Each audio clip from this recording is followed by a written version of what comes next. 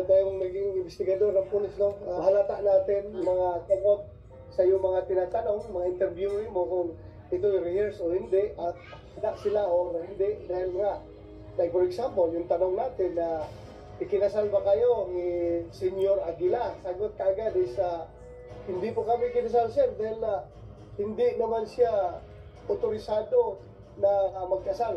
Kung gano'n ka, diretsong nagpuprotekta ka, dalaga mo na prepared sila.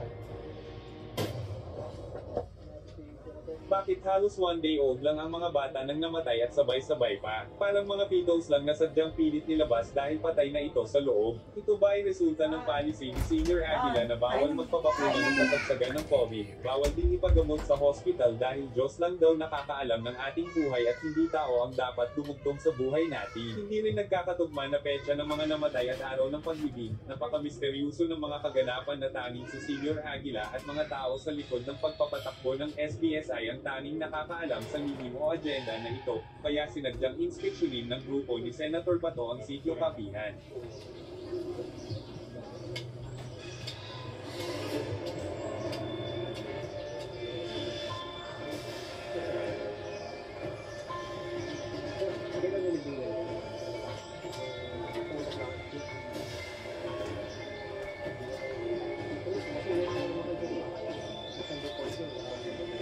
Paglipat yan.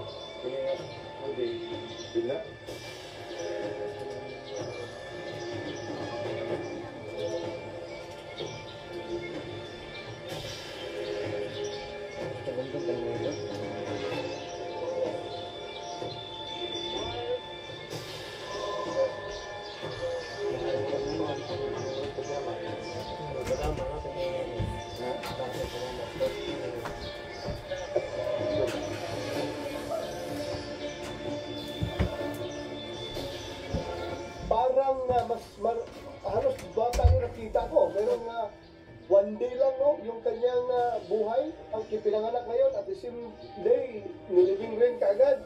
Tapos merong 1 month, merong 1 year. Karamihan doon eh, halos puro bata ang nakalibing doon.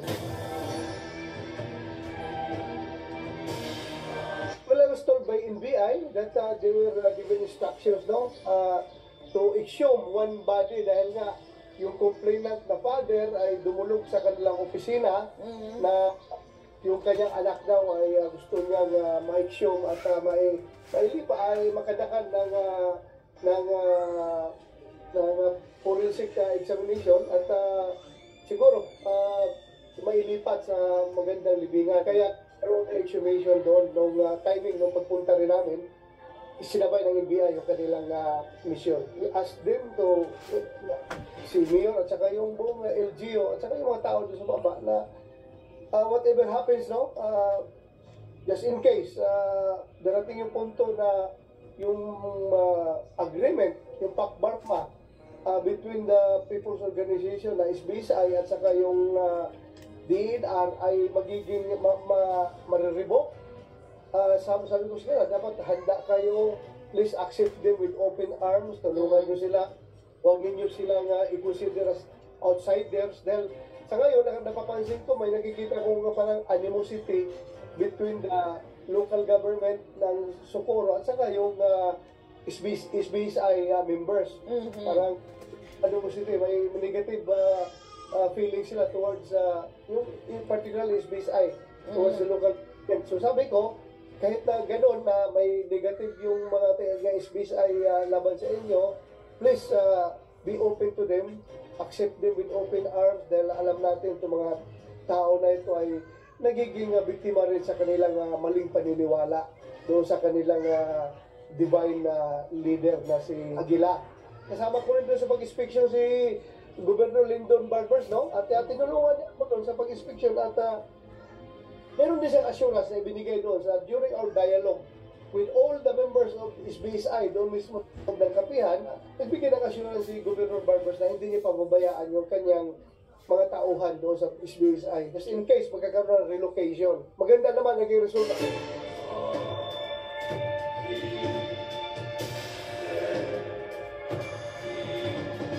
Number one, we were able to inspect ocularly, no? Yung area. Mahirap man yung gagawa ka ng committee report na hindi ka sa area, doon ka lang sa opisina ng Senado, gagawa ng report, mag-imbestiga. So, kailangan talaga punta mong area at dahil ng dialogue sa mga miyembro at nalaman natin yung kailangan sa loobin.